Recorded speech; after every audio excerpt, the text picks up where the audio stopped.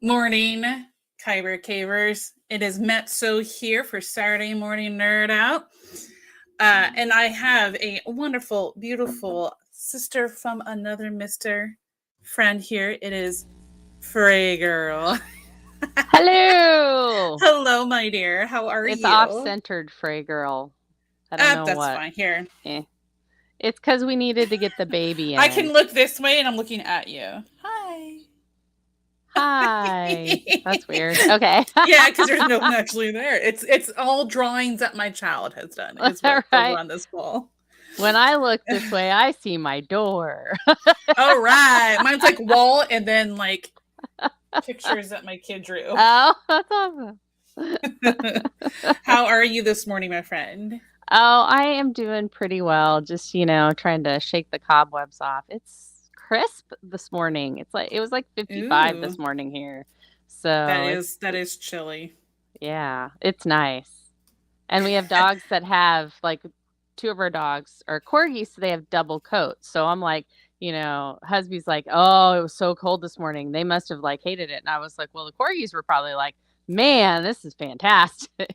The other dog that only has one coat was probably like, oh. Mm. um, and then oh gosh, I was going to tell you something and I just forgot what it was. But well, hello everybody watching as well. Oh my goodness. Mezzo here is a little bit. I'm still like I feel like I just got out of jet lag the other day. Like I It just takes a finally, while. yeah. Like and it's funny because I get to Hawaii and it's like it's kind of in a sense to me easier going to Hawaii than coming back. But because like you get there and things feel later, so it's just easier to fall asleep. But then like 2 days. Gosh, I have a mark on my chin from I was sitting like this before. um 2 days I think or so before we came home, we finally like got used to the time. Yeah. And then we come home and it's so hard because waking up in the morning is what makes it harder coming back in this time direction because you need to wake up at 7 and it feels like 4. Right. Yeah. And even though I took my kids out one extra day from school, I feel like I should have done a second one because we were all still exhausted. And it Yeah. didn't It's like help that. it's not that far away. Like it's not that far away. Like it is, but it isn't. Like it's on the same side of the continent, right? So it's not. Well, And yeah, so you'd yeah. It's think just the that 3 hour that difference. yeah, but you'd think that that wouldn't be that big of a deal, but it is. It's a Yeah, it huge is. And deal. we were trying to like wake up for school at 7 a.m. and it feels like 4 still. And we're just so tired this whole week. I think we're finally balanced out. Yeah. But yeah, it's all good. So hopefully some other friends might be joining us, but we'll see. What is Look, it's what Saturday morning and It's it's Saturday morning, y'all. early. I mean I'm caffeinating. This is my first sip. I mean, it's not Saturday morning to me, but Well, true. It is noon for you. right, it's just Um now. But yeah. so first let's go over our Ahsoka Yeah. scores So and how the last like the theories from the last week and overall as well went for everyone.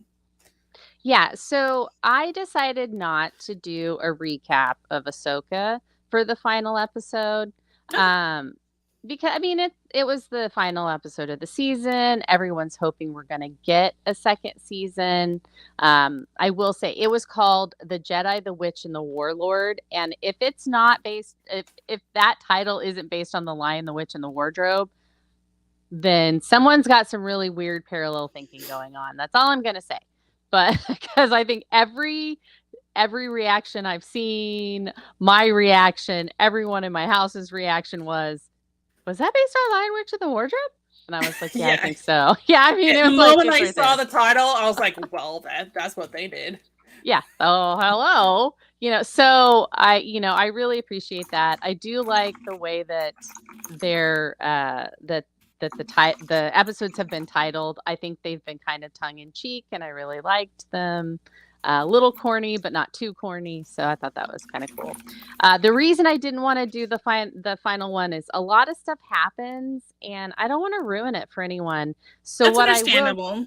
yeah, what I will do instead is I'd like to like really highlight Ray Stevenson's performance throughout this whole thing. This was really good, and I am yeah. he's not here. Yeah, me too. I've liked him in a lot of stuff. I've actually watched him over the years. He was a consummate professional. He really had that I can do so many things with my face without saying anything. And this character, Balin, I think he really embodied him. I felt like I just, he walked into a room and you knew he was there, even if he didn't say anything. He was the presence he had. Yeah. And so I just wanted to spend like a minute or two just kind of talking about like him. He was a standout in the show as well. I mean, every really episode, enjoyed his character. Yeah, every episode very interesting. Mm-hmm. As someone who's like, and I don't know much about the background of Star Wars, right? When it comes to like the lore and such. And so Balin Skull, to me, at least for me as a more casual watcher and knowledge knower, he was a brand new character to me. And because I don't know if he's in any of the animated series because I haven't seen any of those. He's not. He was a new. I'm watching him, and all I wanted to know was his backstory, like what went on with him and the Jedi for him to part ways exactly. Like I want to know. I want a prequel of Balin Skull, but I'm not sure who could stand up to that presence, like match with that presence necessarily. And I know this is totally off. Like from his acting's amazing, and how he played the character is amazing, and all I could do was stare at his beard and his hair too, because it was like beautiful. Oh, I know. And it was so well coiffed. Yeah, and when I first heard about his passing, I saw a picture of him and go, "Oh, I've probably seen him in something." It just didn't occur to me that what he regularly looks like and then him as Balin Skull were the same person. I was like, "Oh no!" And I just realized who that was the second to last episode in, and I started crying because I didn't realize. And then it was a mix of knowing we're not going to see Balin Skull again. Well, most likely, yeah, like him as Balin Skull. I feel like the only him as Balin Skull. Like the only way my brain, I guess, could see that continuing is in some kind of animated series where they could convey his presence animated wise. Yeah. But he was spectacular. Oh, Mr. Force has joined us. I'm so happy to have my son. Everyone here is Force FX, newly returned, fresh from everything that he's been going through, and we're so freaking happy.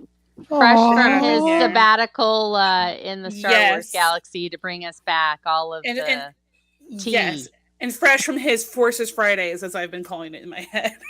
Forces Fridays. Beard in the chair. Yeah, I know. I need to change on my description. I have it as Forces Fridays, was to keep track in my head of. And I'm representing. Yay! I've got Graveyard shirt that he first sent me. I got Tatooine. Woo! All right, I am so sorry. I was on the phone with my wife and telling her to come home and everything. So what did I miss? Don't worry about it. We were just kind of talking about Ray Stevenson. Yeah, we instead of doing a recap of the last episode, I was just wanted to take a minute just to really, say how good he was in the series, what an amazing actor he was, and how sorry we are that he's all gone. That he's all gone. He's all gone. That he's passed away. What the heck is wrong with my brain this morning? No. That's also correct. Yes, he is all gone. But that's a very, I don't know, serial killer way of saying it. Man, I watch too much. Not at all. I mean, I watch too much serial killer porn. I'm sorry. No, I'm sorry.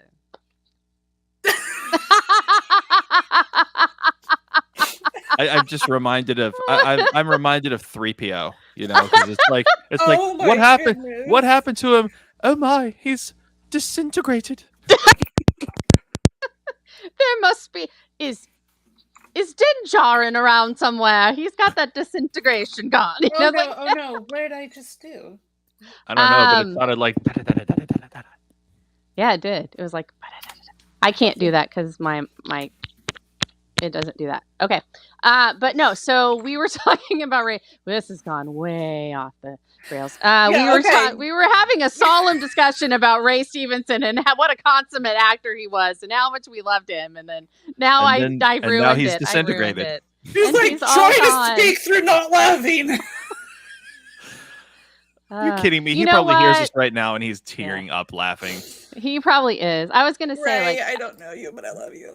He was in RRR, and oh my God, I love that movie. It is an epic journey that really goes nowhere, and I love it. And he's in it. He's the bad guy in it. And I'd seen him in that, and it really sparked my interest in him again because I loved him in Rome. And we could go on and on about him. I'm not going to, but I just wanted to say that to me, he was the standout of the series. I think that anytime he walked into a room, he was a magnificent presence. So, rest in peace, Ray Stevenson. You did Star Wars proud in this role and as, what was he, Paz Vizsla? No, he was a Vizsla. No, Gar Saxon. He was Gar Saxon in Clone Wars as well. He did that voice. Yeah. All right, and now I'm done with that. Yeah, now you're done with that. Do you want to go over the scores per se, but not necessarily say exactly what you got right? Oh, yeah. So. Right. Okay. So the final scores, the way it turned out, Graveyard had 25,000 points altogether. Mezzo had 135,000 because she got her overall prediction right. Shadu had 70,000. Young Phil had 45,000 because he just kind of went off the rails at the end. Chavez had 25,000. I had 135,000, and Captain Lady Moon had 10,000. And I'm very proud of her for having that much because she hasn't seen a second of the show. So that's amazing.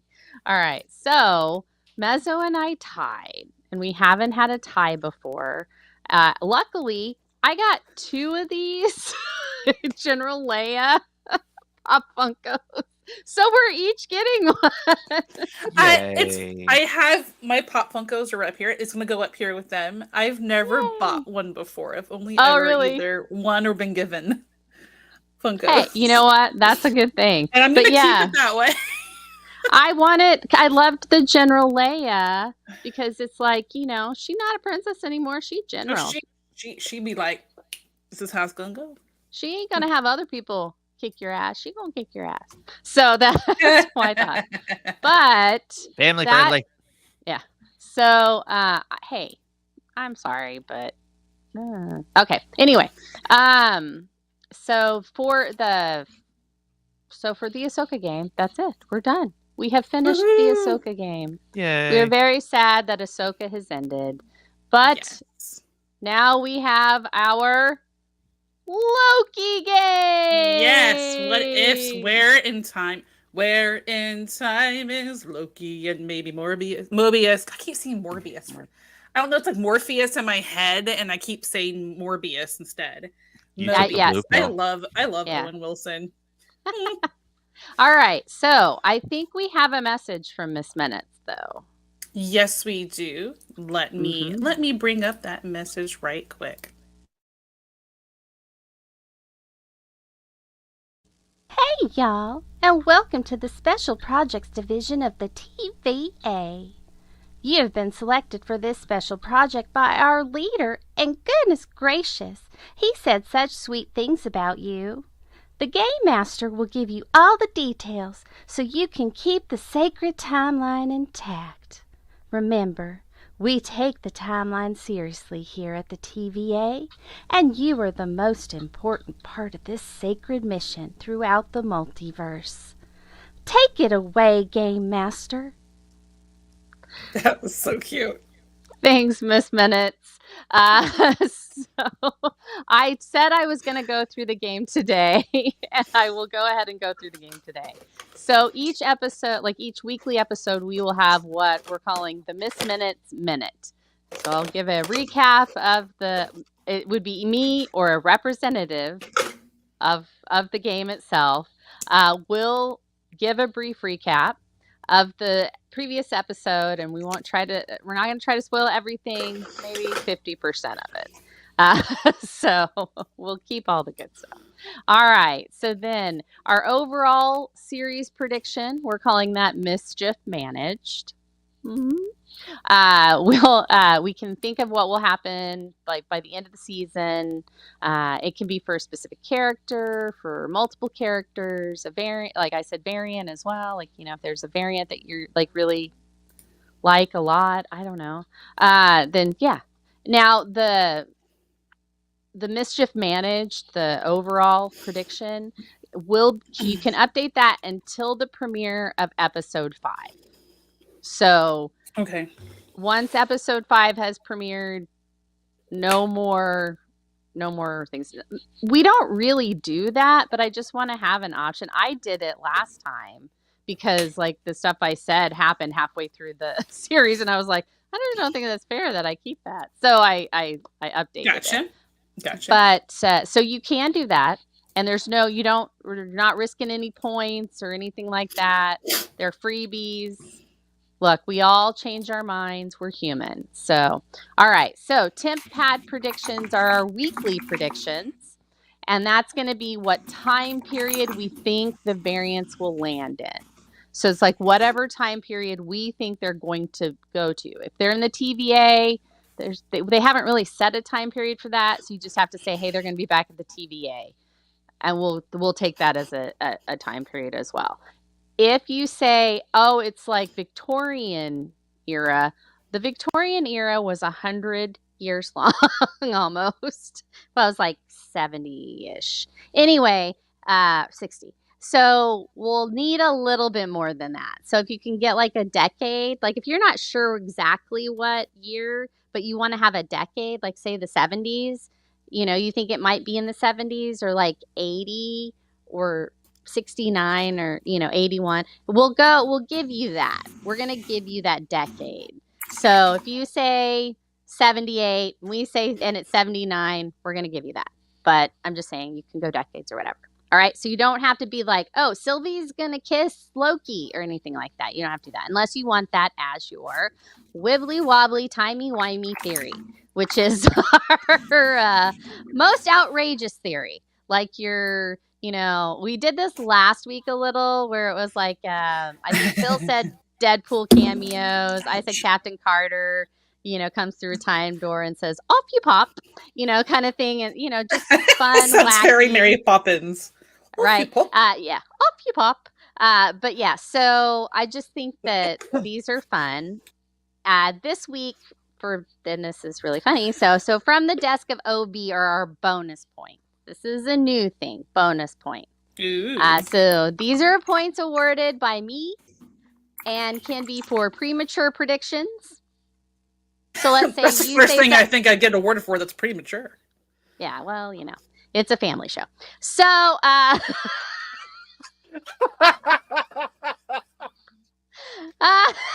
so anyway, so let's say you say Deadpool cameos in 1 week. And he cameos 2 weeks after that. I'm going to go back and I'm going to give you bonus points for that. Like, it's that kind of stuff. So, also, if you have a really good, like, wibbly-wobbly, timey-wimey prediction, probably going to give you some bonus points for that. Like, the most creative, the most out there, the better. I'm just saying. So, everybody got bonus points that gave a wibbly-wobbly, timey-wimey prediction from last week. Everybody that did that got extra points for that. So, and the point system goes like this. Because we're talking Loki and he's obsessed with the Infinity Stones, or he was last season. We're doing Infinity Stone paperweights, people. And we're doing a gauntlet planter because office supplies are everything. So, thank you. Thank you for your support. All right. Doggos getting support without knowing. Yeah. Dogs, they just know. So where do the points stand as of this week? Oh, as of this week, the points are... Oh, God. I know I called one thing.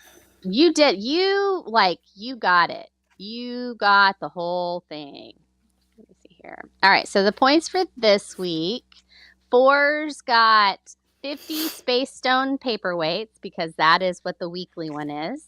And you got 5 gauntlet planters, because you also gave a wibbly wobbly timey-wimey prediction. So you stand at 55 points total, because I'm not making, they're the same point structure. I'm not going to weigh them differently, because I don't like doing math, and this is about as much math as I'm going to do. So, and then let's see here. Graveyard got 5 gauntlet planters, because he gave a wibbly wobbly timey wimey prediction of Mojo's coming. So, and I thought that was fantastic. I love Mojo. I got wait. What's Mojo? X-Men. Mojo. It's okay, X-Men. thank you. When I hear Mojo, Battle all I can World. think of is Austin Powers, and so I was just like, yeah. I lost my mojo. My mojo. Or the Mojo Dojo Casa House. Yes, there's that too. Or you go to the store and you can get rotisserie mojo chicken. There you go. All right. So, because he said that. All right. I had no paperweights. I said they were going to be at the 70s by the end of the episode. The 70s. Do you know how close I was? You were just 3 years off. I was like, oh my gosh. So, and so I didn't get any paperweights for that, but I did have the Captain Carter coming in her mom costume saying "off you pop," because I thought that would be hilarious. All right, and then let's see, Mezzo got five gauntlet planters, because she also gave one, which I think is great, and I moved it up to the overall one because I really want to see this happen, that they end up in the Old West at some point, and Mobius says some sort of quote that's from Shanghai Nooness. Like, I don't know karate, but I know crazy. Yeah, so, like, just and it would something. be even crazier if we had probably a 15-second interaction between him and Jackie Chan. Or you see Jackie Chan in the outfit just walk by, and you're like, and he does a double take, and he goes, I thought I knew that guy. Is that Chun Wing? Yeah.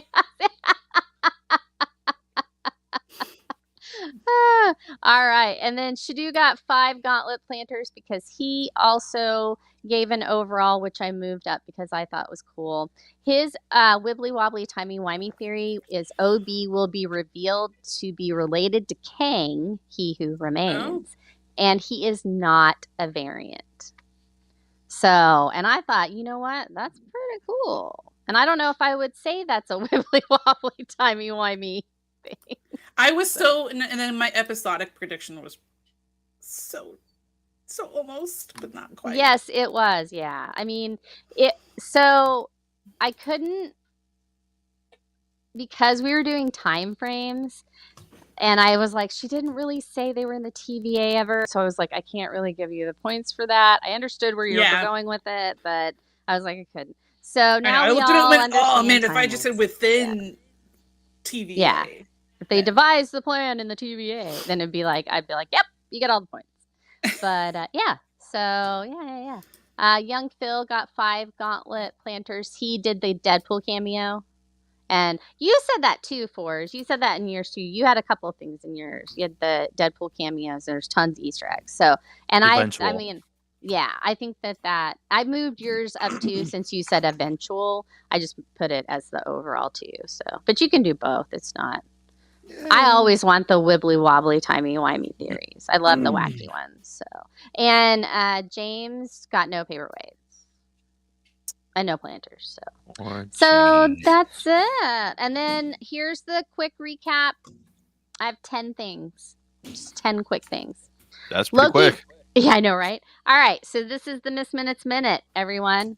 Loki finds Mobius in B-15, but they don't know him. Loki squelches and discovers he's going back and forth through time. Casey is back and carrying a TVA guidebook. Could this be a Chekhov's gun? Maybe. War Room? Who the heck are these judges? We meet OB in the present TVA timeline. Dr. Time Jones. Loom. Timeline and spaghettification. Look it up. It's really a thing. Sylvie is in an elevator. TVA mobilizes to find Sylvie. Loki is saved and saves Mobius. The bromance continues. There is a mid-credit scene. And I'm done. Yay! Look at that. Woohoo! And see. Insane. All right. So let's get to the predictant. So I've got. Okay. So let's go. You know what, Force? You won the week. Let's get some predictions going, baby. Okie dokie. We will probably be introduced to Kang this coming week. He will make his on-screen appearance, even if it's for a second. He will to Kang the Conqueror, like the actual Kang the Conqueror. Yep, okay. We will see him, or a time variant of him. Okay, all right. So Kang / variant. So there's my big one. Okay. Let's see. Now we need the crazy one, right? If you want to do a crazy one this week, you can. You don't have to do it every week if you don't want to. Like if you don't have one, I mean, I'm not forcing you guys to do one, but if you have one, yeah. Force.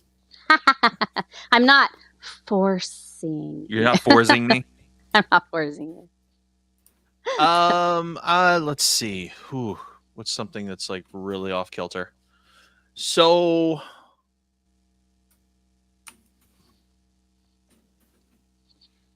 Oh, hold on. What the heck happened?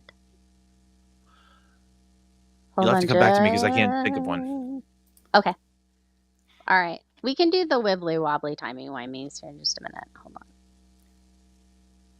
It closed on me for some reason. What closed? How rude. My game stuff. Mm. Luckily, I wasn't in the middle of typing, and so I'm...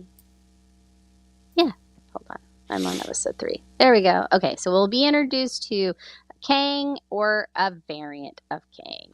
Right, because in that end sequence in, what was it, Ant-Man? Yeah. So you think they're going to go to... Yeah, because so there were several different Kangs and several different timelines. Right. So we're going to see, we're gonna see him. That's my prediction. But the weekly one is just a time period. So if you want to make that your wibbly wobbly timey wimey, we can do that. Nah. Okay. So what time period do you think? It's probably gonna be the one where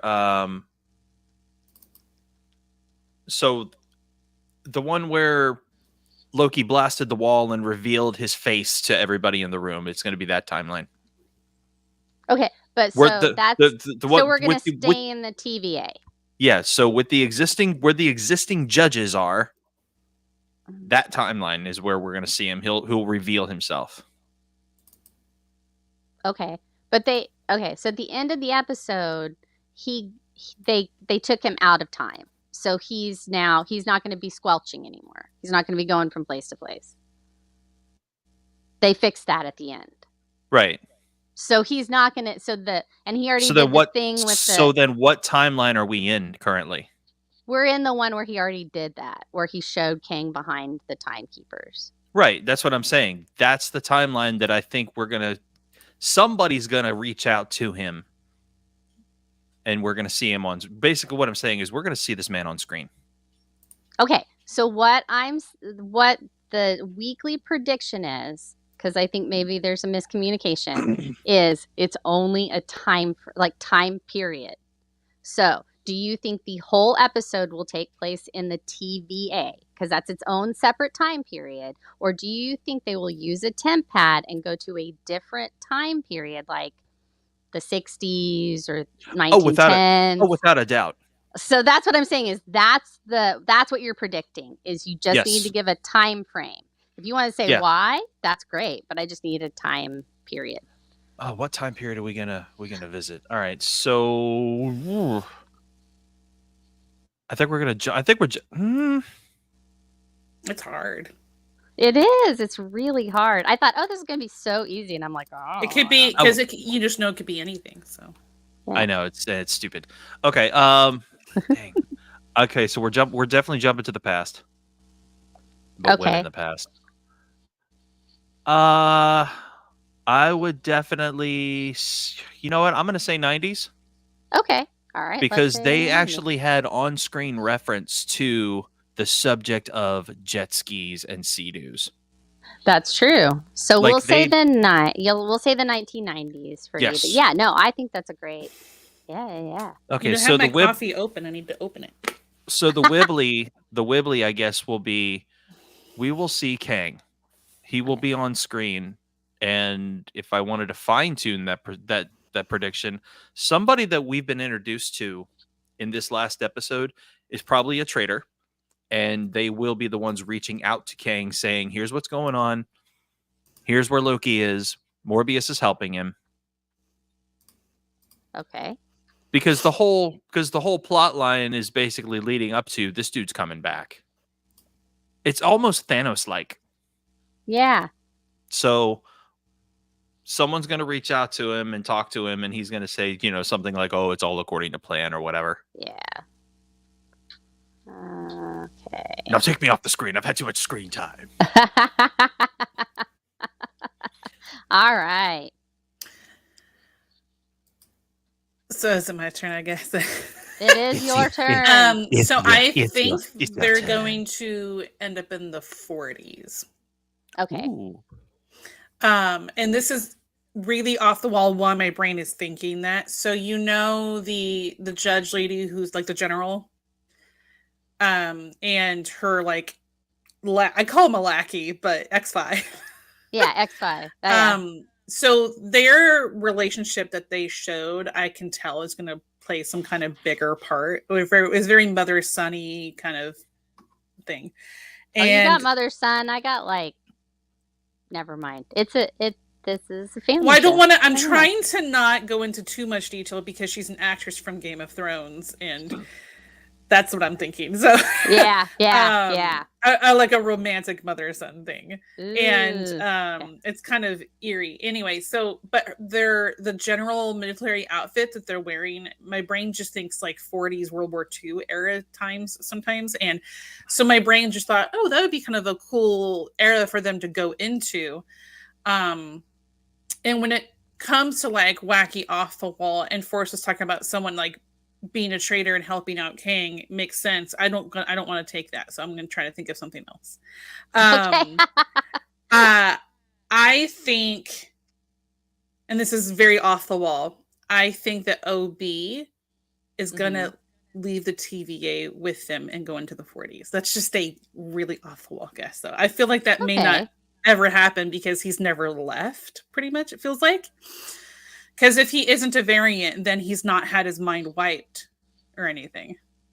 Obviously, right. I mean, it's hard to tell because with the TVA, with time not being like a thing in a sense, like it's the thing, but also doesn't really exist in a sense. You don't know how old he is in general. Like how long ago did Mobius's mind get wiped? You just don't know. Anyway. Well, and I mean, he says it's been 400 years since he's seen him. So it's like, how long have these people been there? Like that, like I want to like and then how does he gauge years versus we gauge years? Does he gauge years in days? Has it been, so I'm like, I'm more confused about all that. So I totally get that. I'm like, so. Yeah. All right. Well, awesome. Yay.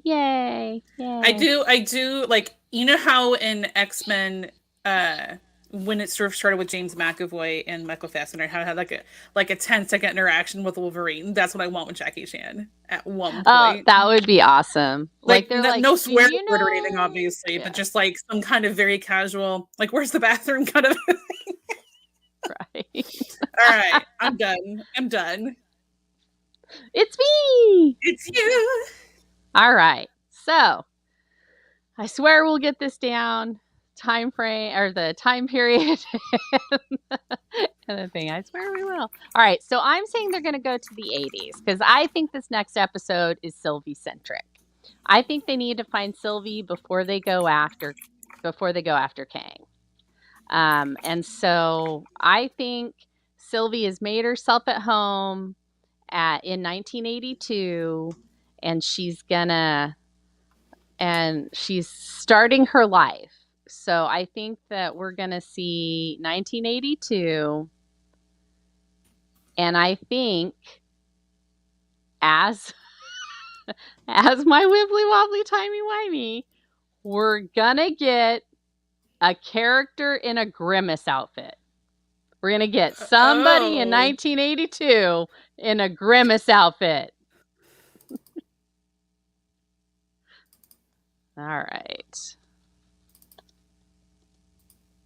And he might be part of a fight. He might not be part of a fight.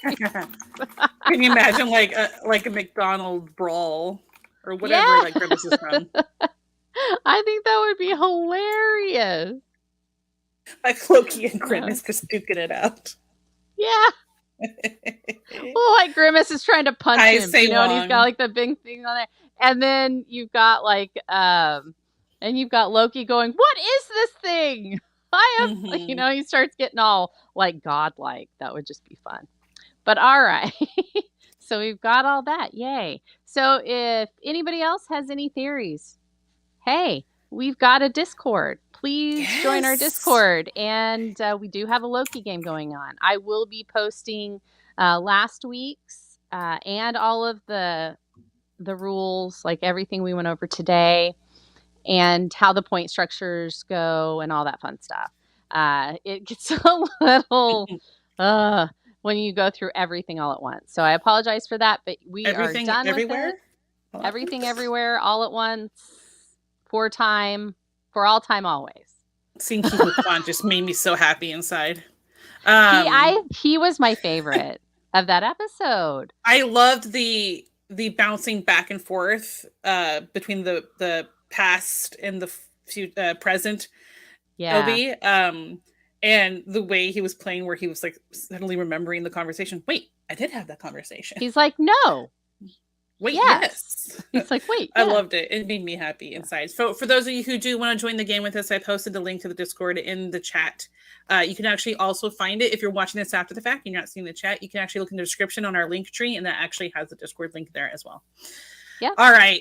So now we have going on. So next I have actually it's Phasmophobia in the order that I see on here. So Phasmophobia comes out on consoles. It's estimated to come out on consoles this month.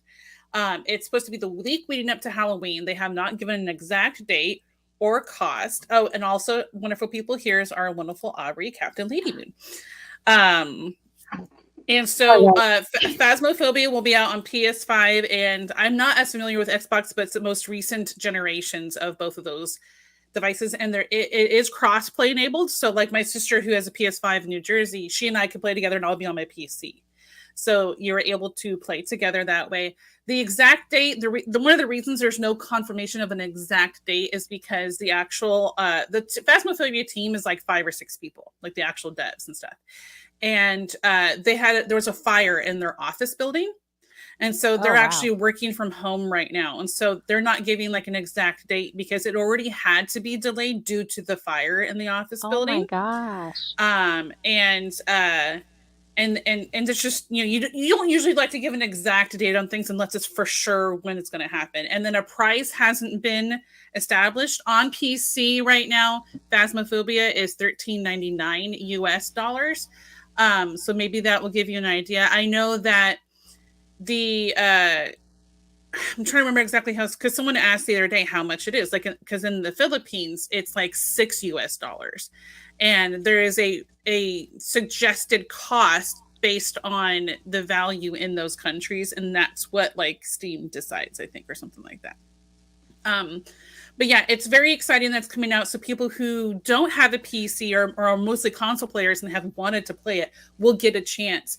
And also consoles are fixed in how they're made, right? And then you have PCs, and people can have either a low-end PC or a high-end PC and play such a different experience versus someone on console will have the same nice experience every time and probably won't have as much lag like a PC would. And hopefully not as many bugs. There are definitely some bugs in the game if people aren't aware. Pictures don't always work every time. The sound can be kind of icky on in-game chat. For example, when I streamed it last Tuesday, my teammate Ubi's mic didn't work. but he had a pre-programmed set of responses that were in a SpongeBob voice that worked, so that's how we communicated. If you want to check it out, go look at the short that's gonna come that came out on my channel, because it was my Mezzo JD, but on YouTube I put shorts on there from the streams, and it was just, it was hilarious. I've got you by 5, like stuff like that, you know. It was so funny. Anyway, so that is coming on this month, is what the plan is for leading up to Halloween, which I think is actually kind of perfect for this game. So next is DC News Gunnverse. It took me a second to realize what that meant. I was thinking, like, is it a new game? And then because I just saw the overlay first before I saw the schedule, so I was like, Gunnverse. No, James Gunnverse. Yes. So it's just what I like dubbed. I don't know if anybody else has dubbed it that, but I'm like, it's the Gunverse. I'm tired of saying DCU. Oh, I can take off. James Gunn. My spoiler's still up. Yeah, I don't know. It might be spoilers. I don't know. According to comicbook.com, James Gunn has announced the 3 actors that are going to be transitioning from the DCEU to the Gunverse, or the new DC Studios.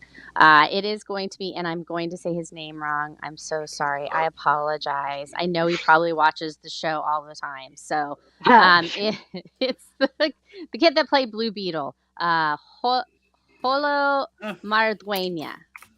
I think I did it. Okay. I'm not going to do it again. He is reprising his role. He will be in the James Gunn DC Studios. John Cena, which I know Distance Nerding is super happy about. Yeah. He's going to continue as Peacemaker. And Viola Davis is going to continue as Amanda Waller. And you know what? I'm okay with these choices. I'm okay with I'm here for that. Viola Davis is a fantastic choice for Amanda Waller, personally. Yeah. She's knocked it out of the park every time she's done it. So, I mean, that's, you know. And I really loved Holo's Blue Beetle. I thought he just did so well as Jaime. He really did. And I'm not a big John Cena fan, and I still haven't finished Peacemaker. So, I mean, I think I want to watch it because I do love The Vigilante, and I hear it's really funny. So I will watch it. I don't want to, but I will. All right. Out of curiosity, too, I went and looked it up for you, Fray. It's Sholo. That's how you say it. Sholo. That's it. Sholo. Yeah. I am, like, horrible. I apologize. I just thought I'd look it up for you, so then now you know. Right. I mean, yeah, that would have been bad. Like a cholo. I know that word, and I'm not saying that word. Okay. All right. So yeah. So that's it. Creature Commandos and Superman Legacy will officially kick off the new DC Studios, the new DCU, the Gunverse. So they're going to be the 2 things that kick it off. So yeah. So it'll be awesome. And that's it. Just a little nom nom nom nom. Thank you for the DC Gunverse update. Actually, next, Captain Lady Moon, you are in time for the Captain's Log. Yay! Did you want to like go over Loki stuff with her, or oh boy. Yeah. Why does that keep happening? What, me? I actually keep removing it and then bringing it back. Sorry, that's my fault. Force is like, not me. I have so been looking forward to this. No. All right. Oh. Well, no. So I was going to say, do you want to give us a prediction of what time period Loki and the gang are going to head to in episode 2? They were in the TVA the whole time last episode, just FYI. I didn't, so. TVA? Yeah. You're not there yet. That's okay. It's a Time Variance Authority. Oh, okay. Yeah. We're going to... Mezzo, we're gonna all talk about like when we're gonna watch Loki's with our wonderful Captain Lady Moon, so she can get caught up. So I will say I think they might go back to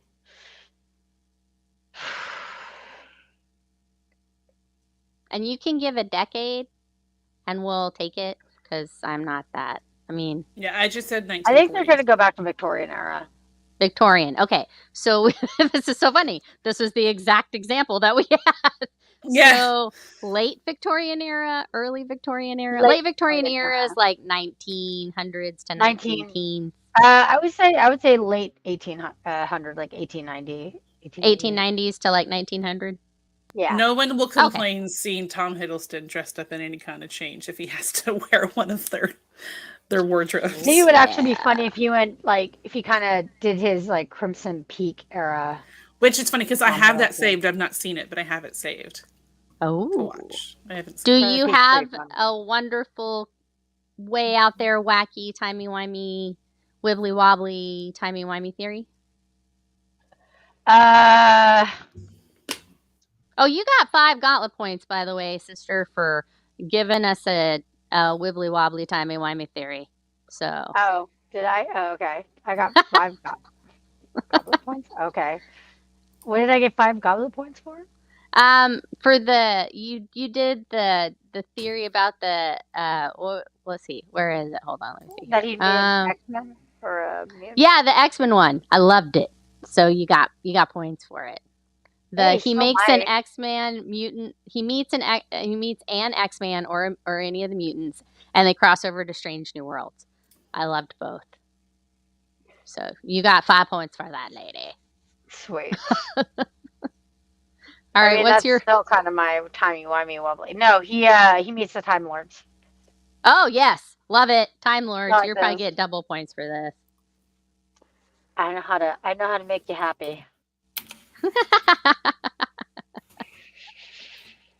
All right, now we can absolutely do the captain's log. Oh, I apologize for that. No, that's fine. That's fine. I wasn't. That's fine. Let me get my virtual background here. Where did my virtual? There it is. There we go. Captain's log. Yay! Now it's official. It's official.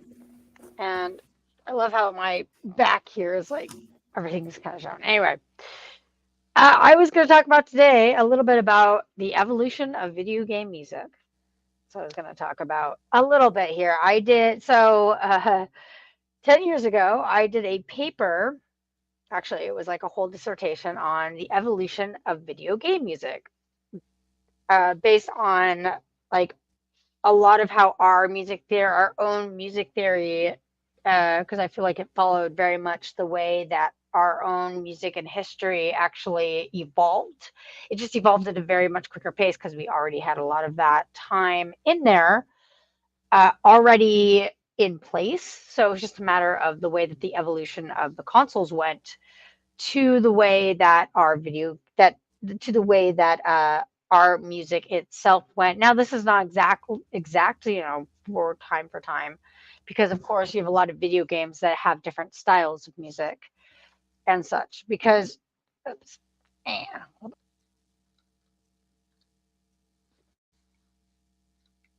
Hi. I didn't realize I was up here. She accidentally signed herself out. I'm like, hello. I think she just accidentally hit like leave studio. There she is. Our beautiful Lady Moon. Sorry about that. My cat bumped my my cat has decided he's gonna come and snuggle with me no matter what. Doesn't matter what I'm doing. And it's interesting because I went to find my old paper that I had done back in 2012. So this is like 11 years ago that I did this. And so it was based on this whole thing. One, it was based on this quote of like whether video games were art, because Robert Ebert, this film critic, stated that no one in or out of the field has ever been able to cite a game worthy of comparison with the great poets, filmmakers, novelists, and poets. Oh, you're gonna eat your freaking words, you dude. So I took umbrage with this, funny enough. And talking about how video game music or video games are not art. And while there are certainly many terrible, terrible games out there, I I took umbrage very greatly with this whole concept of art being, or video games being art. And so I talked a lot of, so in this paper that I had written, I spoke a lot about, I used different references of music in video games that were very much artistic. I cited composers such as Nobuo Uematsu and, hold on, I'm bringing it back up here. I saw him live. He was spectacular. The what? I saw Nobu live with an orchestra for a tour. Oh yeah, Final Fantasy music. absolutely. He was spectacular. I cited games like Legend of Zelda with the composer. I can't remember his name at the moment. It was Nobuo Uematsu. I also cited Akira Yamaoka, and I also cited James Newton Howard. Let's see the different different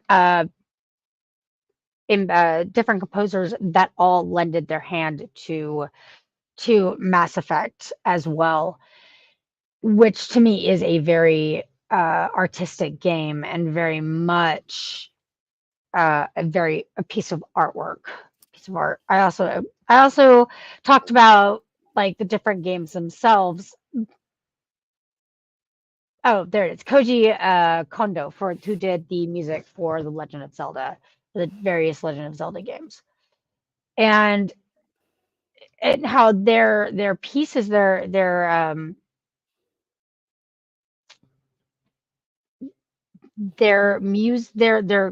their compositions very much lended to the idea of like the evolution of how, you know, music very much evolved in the video game world. It went through the you know, even from just Pong, but all the way up to what we have now, very much followed the same type of evolutionary distinctions that are in our own theory, like present theory. So you have like the Middle Ages and the Gregorian chanting, very simplistic. I mean, I wouldn't say they're simplistic, but they're very so, you know, church music, which is very harmonic. There's a lot of harmonic mixture. It's very very simple harmonies. And when I mean simple, I just mean like there's not a lot of what we call in music to be like oh my gosh, my brain is like not working right now. Well, you're saying it's not simple, not meaning like Dissonant boring music. per se. Dissonance, yeah, it's dissonant. You don't have any Well, dissonance. no, there's not a lot of dissonance because in like Middle Ages, I mean, we had music before, but a lot of it got shut down with Middle Ages with the idea that music is in the devil. So they did not, and then there was like, well, it's only in dissonant music. It's only in like in seconds, or in some cases the fourths, or in the tritone, which is known as the devil's interval, or the That's the best like, interval, though. yeah. So you only had major thirds. So in church music, you only like any type of harmonical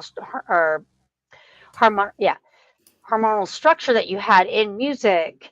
The only allowed like the major thirds, the perfect fourths, the perfect fifths, and the major sixths, because anything else was considered to be dissonant and too dissonant and too devil-ish. So in that, you know, in that way, and usually you didn't have a lot of harmonics. You didn't have a lot of I can't even talk right now. Harmonic structure. So, you know, so it was usually, you know, you had your very simplistic chordal structure, and then it would always have like a perfect cadence, which is the fifth chord going to the first chord, ending in that structure. There's also sometimes a lot of church music also ends in a type that's like plagal structure. Now, if you go put that to video game music, I love how it says Captain's Log published 2016, by the way. If you put that into video game structure, what you have in the very first, in like the, you know, in the Ataris and in the Nintendo, at least that I had written in my my paper, you had that same type of simplistic harmonic structure in them, or one melodic line followed by maybe one or two harmonics in there, because the consoles didn't have enough memory to plug in that music compositional score, but yet you would have these really memorable yet simplistic tunes that would just kind of stick in our heads, like Mario Brothers, or games like that, Legend of Zelda, which follows actually a very modal structure, which is what we had once you got into outside of church, and you got into like the little areas around the church with little pleasant or peasant music. You had these very modal structures that you had that started to show up as well in these little cluster groups around Europe. Now, this is not talking about Eastern music, which is very different than Western music. Then, as it went on, you had much more rhythmic complexity and structure complexity, harmonic complexity, when including a lot of modal music. Modal music is like the Phrygian scale, or the Lydian scale, or the Dorian scale. Then we started seeing major and minor chords in the structure as you got into more like the modal scales, and outside of the church, outside of when they started putting music into like secular music. So a lot of that started happening when you got into more complex games, such as games from the Nintendo. I think even before necessarily the Nintendo, but the console right before the Nintendo, you had a little more complexity. You could do a little more complex harmonic structures. Then when you got to the Super Nintendo, it kind of exploded wise, and you had more like dynamics. You had more more scoring that happened. You had like very Baroque. It's like very Baroque style. You had more like tones that were available for the memory. So people were doing more of that type of artistic style, like the Baroque style of music, where you had the steel gallant, and you had the steel gallant style, and you had like these much more complex styles of music that was able to be set into the game itself. So they gave more variance, they gave more like there just was a lot more that you could do with the Nintendo. And the emotional, yeah, it's really interesting how right exactly, Mats. You had all of these, you had more emotional ties to these games because of the way that we see these this music kind of moving into these new eras. Then when you got to like classical period is when we got to like the Nintendo 64 or the PlayStation 1, because then you started seeing whole scores. You started seeing like the video game, the chip tunes disappeared, and then you started having whole orchestras, like the whole orchestra sound, realistic sounding pieces in music. And like you were saying, like I talked about the One Winged Angel, like how Final Fantasy VII and Legend of Zelda, which the N64 still kind of had that more mechanical sound, but once you got to like PlayStation, you had these whole scores. So when people heard One Winged Angel, for instance, it blew their minds, because it was the first time you're hearing wholly orchestral scores in games. I found out, and this is when I wrote this like 10 years ago. This is before I heard things like from the Sega Saturn or the Dreamcast that I could remember, but even they had full scores, and it just wasn't widely known, because you had things like then you could also input real voices in there too. So you had things like Symphony of the Night, which I did not add into my paper, but You had these whole orchestral score. You get so much more dynamics in rhythm, and you had much more dynamics in like forte or piano. You had this whole like landscape that you had at your fingertips when it came to music in video games. And people were, and these games, this game music were so expressive, and they were their own characters. This is the other thing that a lot of game developers and composers, they used these new music texture of the platforms as a character themselves. Like they did not just, they weren't like atmosphere. It wasn't necessarily that, but it was like these own unique characters for each game. So like when I'm playing, for instance, when I'm playing Mario RPG, like I associate a lot of the music with like like just its own character, like to tell me what I'm going to be going into, like for instance like the forest, or you use a lot of that as like the background characters of them. They're kind of like their own separate entities and their own separate like um like structures of like music, audio. My brain just died. Anyways, so this is kind of like what was going on. And then when you had the PlayStation, it kind of exploded. You had minimalism that showed up. You went from in the sorry, I'm going back to the Sega Saturn, Sega Genesis era and 64 era. So you had classical and you had romantic eras coming in all the same time. At the same time, and it was slowly going towards the impressionist / serialism / more 20th century. So it kind of rapidly increased in the way that the development to the era of what you could accomplish in musical scores in video games. Then in the like 2001, when PlayStation was just about to go to PlayStation 2, you had games like Silent Hill that came out, which used minimal music, impressionist era music. 20th century, it really went into this it finally went to where it caught up all at once with what was going on structurally with our music, like our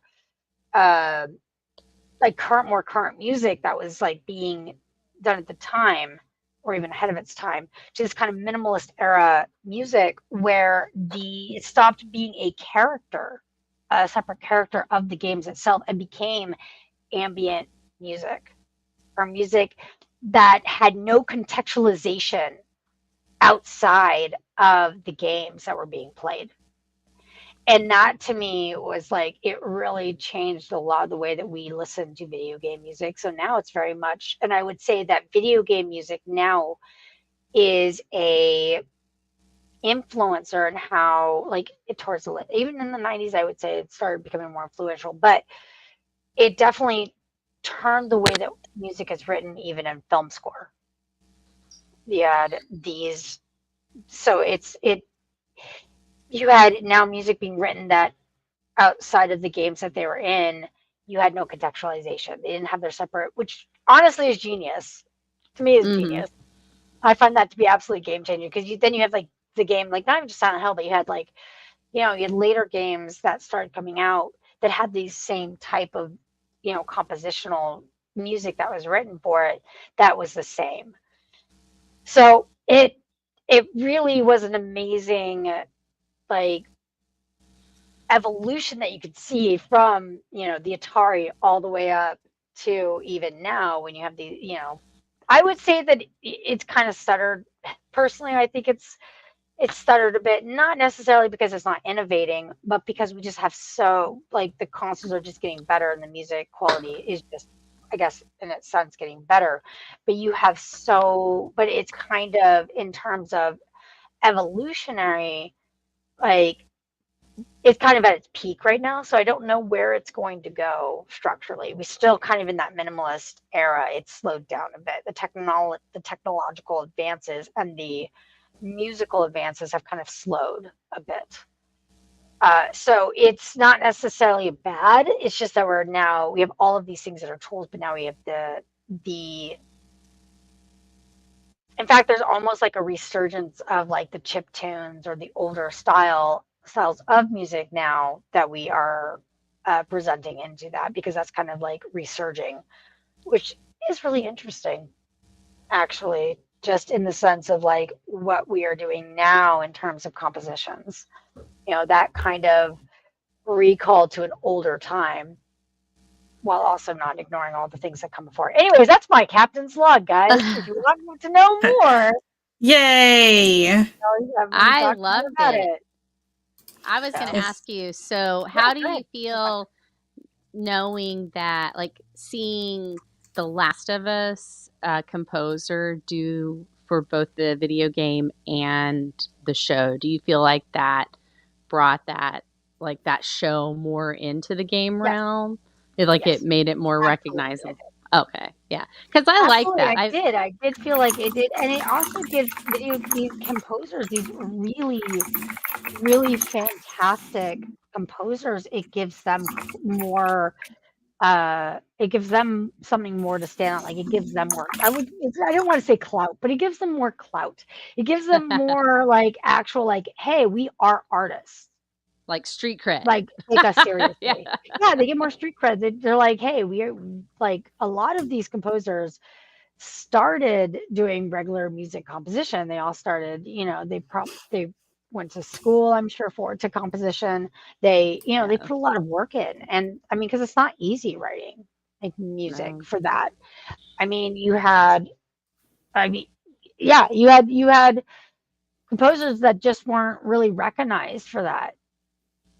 And there's some good composers out there, so I'm glad they're getting recognized now. Amazing ones. Yeah, like as I said, Nobuo Uematsu is one of them. Akira Yamaoka is one of them. Koji Tonda is one of them. So I think that they deserve that recognition. They worked very hard for those compositions. They're not easy structured. You have to get something that works as a game, works as a level. You have to do all these different level music. You have to make it so it's interesting enough. It's on its own separate thing. Yeah, but it's kind of similar to the stuff before, but it's enough different that it's not the same thing over and over. Yeah, it's crazy. Yeah, it's difficult. It's not easy doing something that is but and you have so much constraint too, and you have to make it interesting enough, just even with just 3 or 4 tracks, or even 2 tracks. You know what I mean? You have to. That's a lot of work. It's a lot of brain power going into it. Yeah, a lot of energy. It's a lot of energy. Brain power that I lack. Anyway. Yeah, thank you so much, caffeinated, guys. Captain Lady Thank Moon. you, Captain Lady Moon. I am uncaffeinated right now, so, and unmedicated. I'm sorry, I'm out, but here you go. Niagara Falls. I have not had any caffeine at all today, but I did get a lot of sleep. That's me from the Captain's Prayer. You heard it first. I actually went to bed. Games are art. Eat your words, Ebert. As y'all know, Friday nights, many people know at least, is like pillow fort night with their kids. And that's why this is a bed, because it's a bed for Friday nights. And I slept in our bed though. And I got the look of the draw that our last pillow fort night I was down here. So I got to sleep in our bed. And I went ahead and just crashed and was asleep, I think, by 11:30 versus like 1:30. I try to stay up late to like watch things that I haven't had a chance to watch. And I'm just like, and it's funny because Fray Girl made a comment about serial killers earlier. And like, I put on a Forensic Files, like, true crime show and fell asleep to it. I mean, that's my every night. Like, I listen to true crime podcasts in the car. Crime Junkie, check it out. It's fun. All right. Well, it's time for our outro. So let's let Lady Moon go first. Hi, I'm Captain Lady Moon. You can find me here 4 to 5 days a week. And music. Yeah, just music. I do music all the time. I do music all the time. You can find her music on Spotify, which I just linked into the chat. Yeah. So you can find her on our show in a few episodes a week, just a few. Just a couple. All right, Mr. Just a couple. Force. Well, ladies and gentlemen, I am Force FX Saber Sound Designs. You can find the work that I do at saberfont.com. Go over there, get yourself a sound font, and put it into a saber that you can get over at kybercave.com, Vader's Vault, custom Dark Wolf sabers, all sorts of places where you can find prop sabers. You can find me on our sister channel, Distance Nerding, sometimes Tuesdays, sometimes Thursdays. You never know. It's pretty spontaneous. And the rest of the time, you'll find me right here on Kyber Cave Productions, especially on Fridays when we do Beard in the Chair. I am Fours, and until I see you next time, may the Fours be with you. All right. Thank you, Mr. Force. Love his Mr. outro. I just love it. It's so Fantastic. smooth. All right, I am Fray, and I have a lot of stuff going on. I feel like, and not a lot to say about it. I am on the Nerd Out Saturday morning Nerd Out here every Saturday. I am on Distance Nerding on Tuesdays for the download.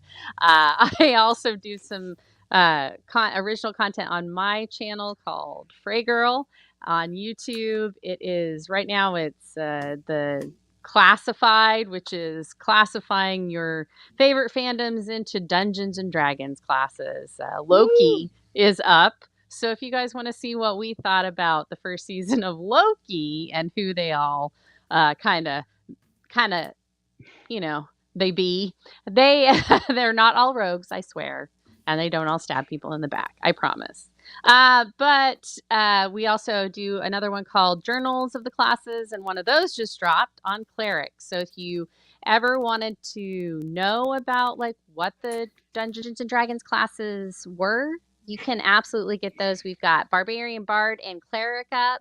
Next is Druid, and that should be real fun because it didn't record the first time, so we did it a second time. All right, but that's me. I'm on Discord. I'm mod for the channels, and I'm out. Peace. She's out. I went ahead and linked your Twitter and your YouTube and your TikTok in the chat. I have on my stream deck. I have like all the links ready. Although except I never added my link, so I had to go search for them real quick. Hi, I'm Metso, director, editor, person somewhere here on Kyber Cave Productions.